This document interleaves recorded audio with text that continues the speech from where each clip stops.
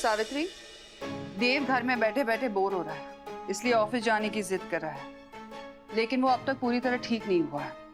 इसलिए तुम्हारी जिम्मेदारी है कि जब हम घर में ना रहे वो कहीं बाहर ना जा पाए।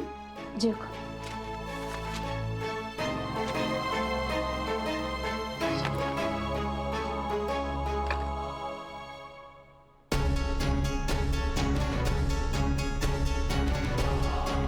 देव की पत्नी यानी आपकी बड़ी बहू देव का कवच बनकर खड़ी है।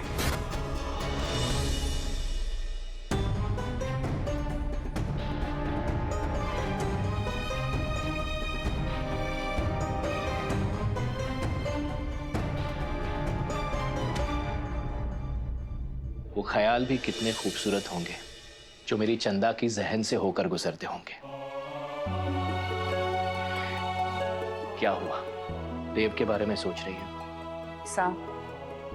सिर्फ देव के बारे में ही नहीं, दरअसल हमारे मन से उस लड़की का जिक्र भी नहीं जा रहा है जिसके बारे में गुरुजी कह रहे थे।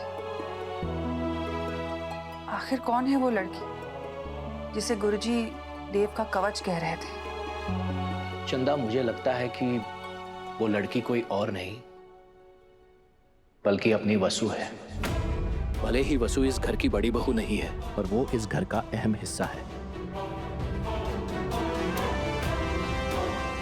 देखो ना चंदा, कहने को तो वो हमारी कुछ नहीं है, लेकिन जब भी हमारे घर पे संकट आया है तो वसु ने अपनी जान की परवाह किए बिना उस संकट को चुनौती देकर हमारे परिवार की रक्षा की है।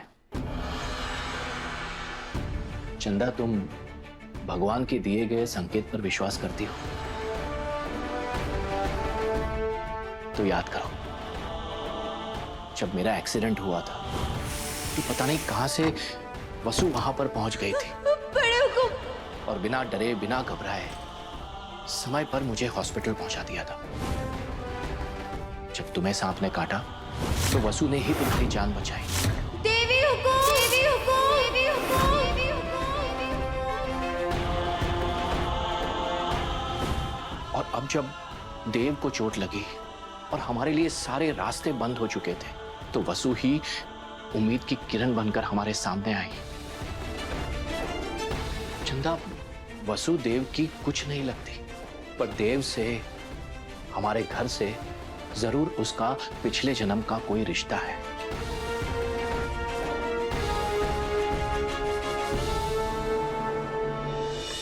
ये बात तो हमारी समझ में भी नहीं आ रही।